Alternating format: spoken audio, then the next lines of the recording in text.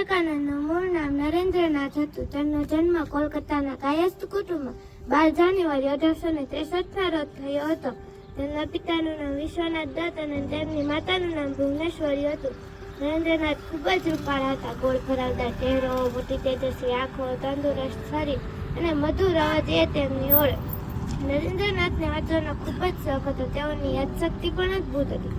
તેઓ પુસ્તક એકવાર વાંચતા અને તેમને બધું જ યાદ રહી જતું. તેઓ નીડર હતા. નરેન્દ્રનાથની એક જ ધૂન હતી, મારે ઈશ્વરને જોવા છે. તે ગુરુની શોધમાં ઘણા વ્યક્તિને મળ્યા, પણ તેમને સંતોષ થયો નહીં. તે સ્વામી રામકૃષ્ણ પરમહંસને મળ્યા. તેમને સાચા ગુરુના દર્શન થઈ ગયા. સ્વામી વિવેકાનંદ 23 વર્ષની ઉંમરે ભગવા વસ્ત્રો પહેરીને સંન્યાસી બની ગયા.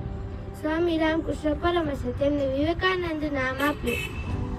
સ્વામી વિવેકાનંદે રામકૃષ્ણ મિશનની સ્થાપના કરી. એ સંસ્થા આજે પણ શિક્ષણ સેવાના કાર્યો કરે છે.